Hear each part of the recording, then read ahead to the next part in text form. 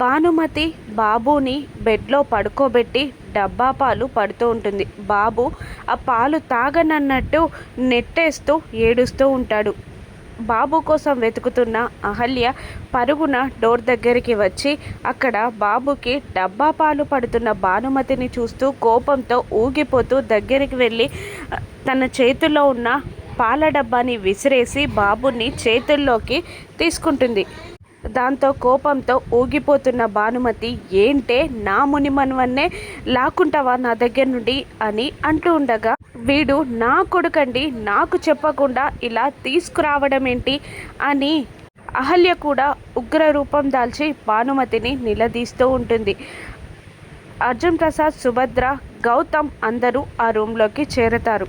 అయితే నా మునిమనవన్ని నా దగ్గర నుండి లాక్కుంటావా అని గట్టిగా అరుస్తూ ఉంటుంది భానుమతి. ఏమైందమ్మా అని అర్జున్ ప్రసాద్ అడుగుతూనే ఉంటాడు. అహల్య భానుమతిని ఎదిరిస్తూ, అయినా నేనుండగా నా కొడుక్కి డబ్బా పాలు పట్టడం ఏంటండి అని అహల్య భానుమతిని నిలదీస్తుండగా, ఏంటే నువ్వు వెళ్ళిపోయాక వాడు తాగాల్సింది ఈ డబ్బా పాలే, అందుకే ఇప్పటి నుండే అలవాటు చేస్తున్నాను. అయినా ఏంటి కొడుక్కి పాలియొచ్చు అన్న దురుద్దేశంతో ఈ ఇంట్లోనే పాగా వేయాలి అనుకుంటున్నావా అని అనేసరికి అందరూ షాక్ అయి చూస్తూ ఉంటారు భానుమతి అహల్య వైపు.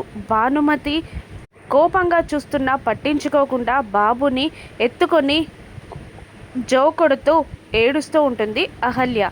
అహల్య ఇంటి నుండి వెళ్ళిపోతుంది అన్న మాట కాస్త తెలిసేసరికి అర్జున్ ప్రసాద్, సుభద్ర, గౌతమ్ షాక్ అవుతారు. అయినా ఏంటే ఎక్స్ట్రాలు మాట్లాడుతున్నావు, బారసాల రోజున వదిలిపెట్టి వెళ్ళిపోతానన్నావు కదా అని డైరెక్ట్గా చెప్పేస్తుంది భానుమతి. అహల్య అలా చూస్తూ ఉండగా గౌతమ్, అర్జున్ ప్రసాద్, సుభద్ర మళ్ళీ షాక్ అవుతారు. బారసాల రోజున బాబుని తనని వదిలిపెట్టి అహల్య వెళ్ళిపోతుందని తెలుసుకున్న గౌతమ్ నిర్ణయం ఏంటి, అహల్యని గౌతమ్ ఎలా ఆపనున్నాడో రాను ఎపిసోడ్స్లో చూద్దాం. Thank you for watching.